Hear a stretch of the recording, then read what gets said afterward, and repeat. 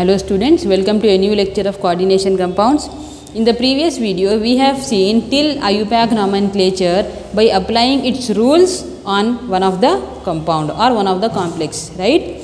Let us apply all those rules which we have seen on different examples so that its IUPAC name can be obtained. Okay, let us go for first example. In the first example, what the compound is, central metal is chromium. The ligands are two different ligands. One ligand is called as amino ligand, another ligand is water. Water cannot be written as water, its name should be aqua, right? So what is the first rule? Positive ion should be named first, followed by the negative ion, right? Who is the positive ion here? In this compound, a big coordination sphere is the positive ion and 3 chloride ions are free negative ions, right? This is positive ion and these are the negative ions. In the previous example which we have seen, potassium hexacyanoferrate, positive ions were small potassium ions and negative ion was a big coordination ion. But here it is opposite. And it's not necessary that coordination compound should always be negative charge or positive charge. It can also be positive or negative or either neutral also, right? So let us look at this example in which positive ion is this. So how to find out what is the charge on the coordination sphere? Look at the free negative ions. How many free negative ions are there? Cl minus ions are 3. Each Cl is in the form of Cl minus, we know, right? Cl minus, Cl minus, Cl minus, like that 3 Cl minus is there. So total negative charge on negative ions is minus 3. If negative charge is minus 3, so positive charge also becomes plus 3, right? Positive charge is plus 3. Now what should be, we should give name to what first? Coordination ion, because that is only positive ion, right? Let us enter inside the coordination sphere. While entering the coordination sphere, what rule should we follow? Ligand should be named first, followed by the central metal. Who are the ligands here? Aqua ligand starts from A and amino ligand also starts from A. If there were two different ligands starting from two different alphabets, you should follow alphabetical order. But though they are different ligands, but both of them starts from A, so any ligand you can write, okay? So how many amino ligands are present? 3. How many aqua ligands are present? 3. So what should be the prefix for ligands? If they are 3, tri. So triamino, next triaqua, right? Ligands are named first, followed by the central metal was the second rule. After applying which we have finished the ligands. Now coming to the central metal. Who is the central metal ion here? Chromium is the central metal. So I will write chromium. One of the rules says if coordination sphere has a negative charge on it, if not, no need. If coordination sphere has a negative charge on it, metal named ends with the suffix 8. But in this example, can you see any negative charge on the coordination sphere? No. But in the previous example, we have seen minus 4 was present on the coordination compound. Therefore, we have written as ferrate. But in this example, there is no negative charge on the coordination sphere. In fact, it has positive charge. So the suffix 8 should not come on the metal. As it is, you can write as chromium. Right. What is the next rule? After writing the name of the metal, you should write oxidation state of the metal inside the bracket in Roman numbers. Right. So now let us calculate its oxidation state. Okay. Now coordination compound is over in the form of a positive charge. What next? Negative charge. Who are negative ions here? Chloride ions. How many chloride ions are there? 3. So shall I write trichloride or just chloride? I should write only chloride, because in the previous example also there were 4 potassium ions if you remember. But have I written tetrapotassium there? No. How many ions are free outside the coordination sphere is irrelevant for us. We should just write their name only once. No need to take a prefix like mono, di, tri, etc. Whether the free ions are in the form of potassium ions or the free ions are in the form of chloride or any positively charged or negatively charged ions which are free in the sense they are not part of coordination compound. So how many are there? It's irrelevant, just write their name as once. So for potassium also we have done the same by writing just potassium, and for chloride also we will do the same by writing just chloride. So we have written about positive ion and we have also written about negative ion. Now what is left is calculating the oxidation state of the metal. You know that ammonia ligand as well as water ligand does not have any charge, right? They are neutral ligands. X, which is nothing but the oxidation state of the metal, which you don't know, plus 0 for amino, 0 for aqua, because they are neutral, they don't have any positive or negatively charged, right, is equal to how much? Plus 3. So what is X? X itself is also plus 3 in the form of Roman numbers. So now you got the complete IUPAC name of the first example, which is triamino triaqua chromium 3 chloride. You can also write them in the form of triaqua triamino chromium 3 chloride, because both are starting from the letter A. Moving on to the second example. In the second example, positive charge and negative charge, which ions are contributing for positive and negative, should be our first step in giving the name. Here also, if you can observe, this big part is the positive part, and free chloride ions are the negative ions, right? So how many negative ions are present? 3, each having -1, therefore total negative charge is -3. If total negative charge is -3, total positive charge will be +3. So on the coordination sphere, you should write the charge as +3, right? And let us first calculate. Now as we have already understood what is the oxidation, how to calculate oxidation state, let us find out oxidation state first, so that directly we can write the name. So X is the oxidation state of the metal which we are determining. And what is this ligand? Amino group in the center CH2 CH2. On either side of the ethylene, if 2 amino group is there, what is the ligand? Instead of writing ethylene diamine name, or instead of writing En, if they write En taken 3 times, that means ethylene diamine, or even if they write this also, it is nothing but ethylene diamine only. It can be written anyway, right? So this is ethylene diamine. Can you see any negative charge on this ethylene diamine donor atoms? No. So therefore even this ligand is also a neutral ligand. 3 times ethylene diamine is present. All the 3 are having 0 charge. Therefore the total becomes 0 only, which is equal to plus charge. Therefore oxidation state of the metal is also +3, right? Now coming to the ligand, which type of ligand is ethylene diamine? Is it a monodentate ligand having 1 donor atom, or is it a bidentate ligand having 2 donor atoms in a single molecule? It is a bidentate ligand in which each ethylene diamine has 2 donor atoms. Like that, if 3 ethylene diamines are taken, 3 2s are 6, total coordination number remains to be 6 only. Secondary valency also remains 6. You don't have to worry that how many, here only 3 ligands are there, where are the other 3? Because it is a bidentate ligand, each ligand will do the job of 2 ligands, because it is a bidentate ligand. So if in the case of bidentate ligand, you need only 3 ligands, therefore ethylene diamine is taken 3 times, right? So now let us apply the rule. What is the first rule? Positive ions are named first, followed by the negative ions. Who are the positive ion here? This coordination compound is the positive ion, and chloride ions are the negative ion, right? Let us come to the positive ion. In the positive ion, there is a metal, there are ligands. Who should be named first? Second rule. What was the second rule? Ligand should be named first, followed by the metal.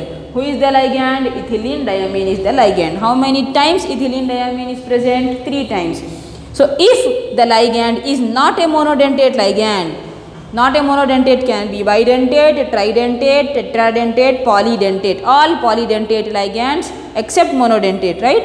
Except monodentate, any ligand you take. If the polydentate ligands are present more than once, you cannot use the prefix like bi, tri, tetra, hexa, like that you cannot use, okay? So what should be the prefixes for these type of ligands?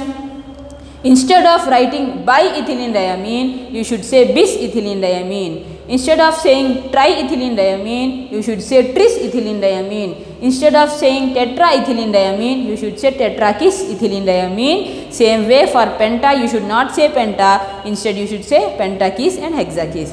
Here how many ethylene diamines are present? 3. So what should be the prefix here? Tetrakis. Okay. Sorry, tris. So now let us come to the ligands. This is the positive ion. In the positive ion, ligand should be named first. In the ligand, prefix should be tris. So I will start writing this name as tris. Who is the ligand? Ethylene diamine is the ligand, because it is coming 3 times. Therefore, I have taken the prefix as tris. Tris ethylene diamine. All the ligands are over. Now what comes next is the central metal. Who is the central metal? Cobalt. Is there any negative charge on the coordination sphere? No. If there was a negative charge on the coordination sphere, the metal would have got 8 as the suffix, but as there is no negative charge, no need to add the suffix 8 also. As it is, just write cobalt followed by the oxidation state of the metal, which is found out to be 3, and then all the positive ion is over, left over is negative ion, which is nothing but chloride. Right, so the complete name is trisethylene diamine cobalt 3 chloride. Moving on to the third example. In the third example, you will see that the metal is platinum and 2 amino ligands, 1 chloro ligand and 1 nitrito ligand. Right? Is there any free ion before the coordination sphere or outside the coordination sphere? No. What does that mean? As sometimes they may give you 1 ion before the coordination sphere or 1 ion outside after the coordination sphere. If they don't give you that, they will either mention the charge, some charge +2 or +3 or whatever is the charge. At least that would be mentioned. If the charge on the sphere is also not written, free ion before or after the coordination sphere is also not written, that means that the coordination sphere is a neutral compound, right, on which there is no charge, right. So you have to take the charge of the coordination compound itself as 0. So now let us calculate the oxidation state of the metal using the same formula. X amino ligand is a neutral ligand, right, and Cl, each chloro has -1, we already know, -1, and each nitrito also has -1, we already know, -1. So total is -2 is equal to how much? 0. So x minus 2 is equal to 0 means x is equal to +2. What is the oxidation state of this metal? +2. Right? So now what is the name of this compound? Let us find. There is no positive ion, there is no negative ion. Directly you can jump for coordination compound itself, right? So in the coordination compound, what was the second rule? Ligand should be named first, followed by the metal. Who are the ligands here? Amino ligand starts from A, chloro ligand starts from C, and nitrito ligand starts from N. So if 3 different ligands are there, while writing the name, you should follow alphabetical order. While writing the name, you should follow alphabetical order. As per alphabetical order, amino ligand comes first. How many amino? Diamino. Next, in alphabetical order, chloro comes next. How many chloro? Only 1. Chloro. Next ligand is nitrito.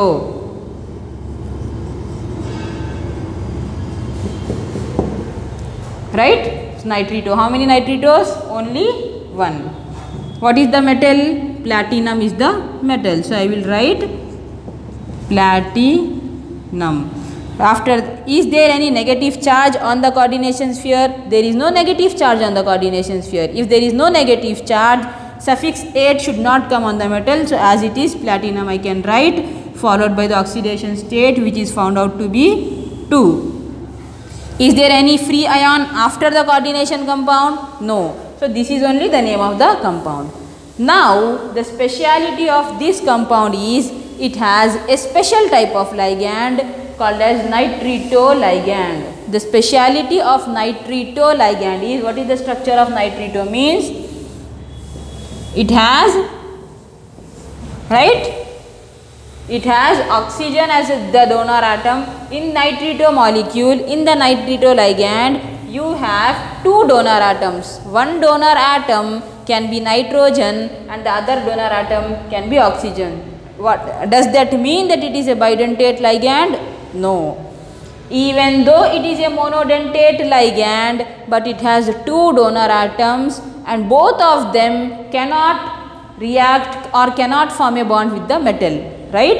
If oxygen is forming a bond with the metal, that means oxygen is donating a pair of electrons to the metal, and when oxygen is doing that, nitrogen cannot react with the metal, right? Same way, if nitrogen is forming a bond with the metal and donating a pair of electrons, oxygen cannot do the same work. At any point of time, any one donor atom between the two can only form a bond with the central metal. Both of them simultaneously cannot act as a donor atom to make it as a bidentate ligand. Therefore, it is a monodentate ligand only, but it has two donor atoms. At one point of time, only one donor atom can do its job, and depending on the situation, the donor atom keep changing. Therefore, it is called as ambidentate ligand. Therefore, it is called as ambidentate ligand, in which donor atom switches from nitrogen to oxygen or oxygen to nitrogen. Both of them together cannot react with the central metal.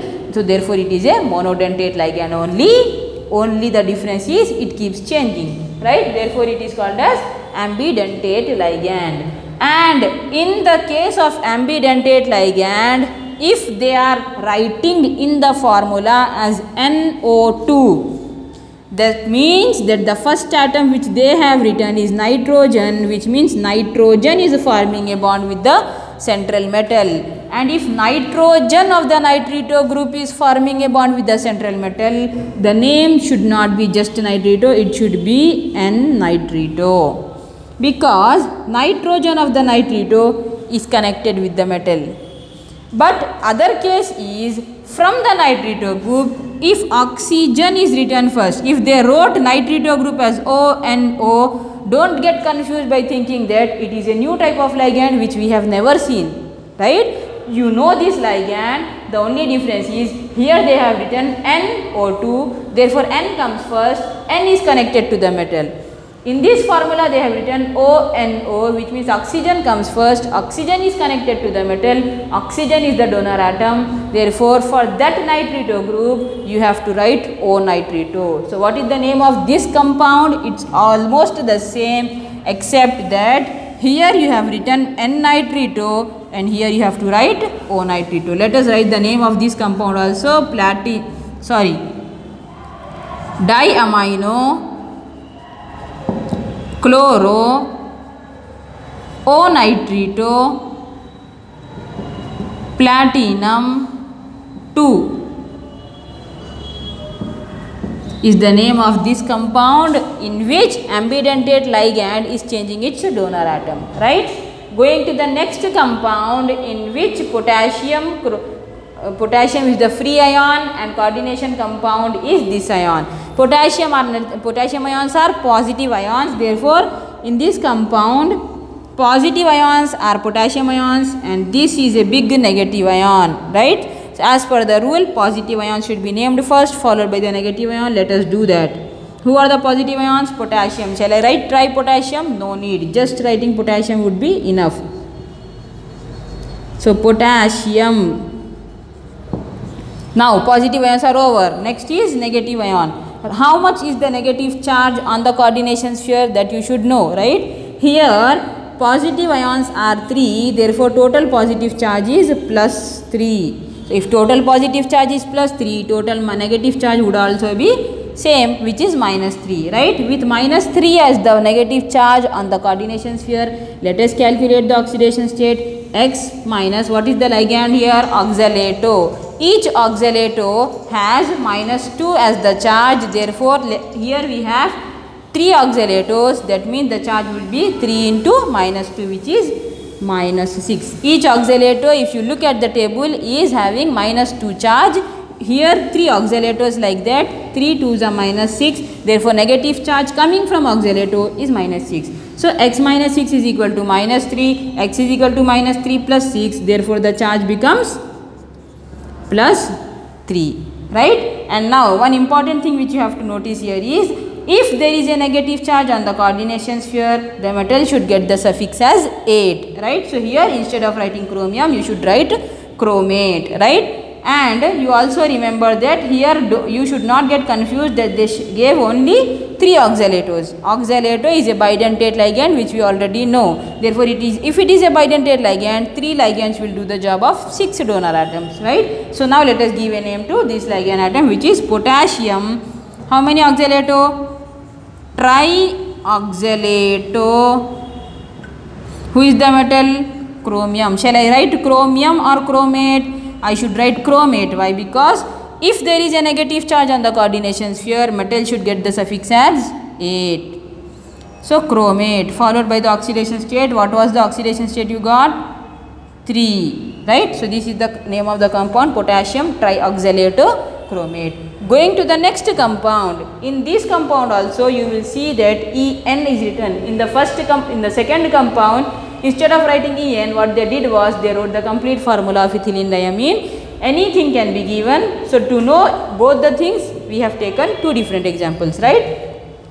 Here also, if you notice that only one free Cl minus ion is there, that means total minus charge is -1. Therefore, the total plus charge would be +1, right? So cobalt, 2 chloroligands and 2 ethylene diamines ligand. Ethylene diamine is a bidentate ligand. So 1 ethylene diamine means 2 donor atoms, like that 4 donor atoms will come from ethylene diamine only. The rest 2 will come from chloro, right? But while naming, you also remember that chloro starts from C, ethylene diamine starts from E. In alphabetical order, chloro comes first, then comes ethylene diamine. So let us start naming. Positive ions are written first, we told, right? So who is the positive ion? This is the positive ion. In that also ligands, chloro is one ligand, ethylene diamine is one ligand. So ethylene diamine should come later. First you have to write chloro. How many chloro? Dichloro. How many ethylene diamines? 2. If ethylene diamines are 2, it is a bidentate ligand. Instead of writing bi, you should write bis. Bis ethylene diamine. Next, bis ethylene diamine, dichloro, bis ethylene diamine. Next is cobalt. Is there any negative charge on the coordination sphere? No. If there is no negative charge, I don't have to write cobaltate. Directly cobalt I can write. What is the coordinations? What is the oxidation state of cobalt? X. Chloro means 2 chloro, therefore -2. Ethylene diamine is 0. No need. So X minus 2 is equal to +1. X is equal to +3. So this is the complete name of this compound. Moving on to the next compound, mercurous and the negative ion. So on each mercurous ion the charge is +1, right? On each mercurous ion the charge is +1, which you should remember. Therefore, if mercurous is having +1 charge, the negative coordination compound will have -1 charge, right? So in this compound, who is the positive ion? Small mercury ion is the positive ion and this is the big negative ion. What was the rule? And positive ion should be written first, followed by the negative ion. So who is the positive ions? Mercurous. No need to write 1 mercury, 2 mercury, nothing. Just write mercurous. Then coming to the negative ion. In the negative ion, who are the ligands here? Thiocyanato is the ligand. How many ligands? 4. So what is the coordination number of this compound? Is only 4. This is a 4 coordinated compound in which the shape will be either tetrahedral or square planar. Till now whatever examples we have seen was having 6 coordination number, or secondary valency was a 6. That means the compound is called as octahedral compound. There is another type of compound in which only 4 ligands will be present, that can be either tetrahedral or square planar, right? So it's not necessary that always 6 ligands should be surrounded by the metal. You can have either 4 or 5 or 6. Okay. So now let us give name. What is the name of this ligand? Thiocyanato.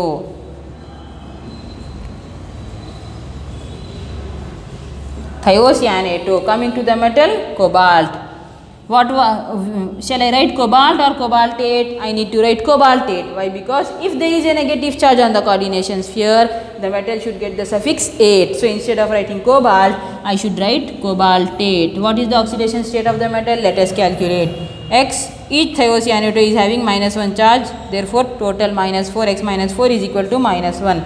-1 plus 4 will be 3. Therefore, oxidation state of the metal is 3. Right? This is the name of the compound, mercurous thiocyanato cobaltate 3.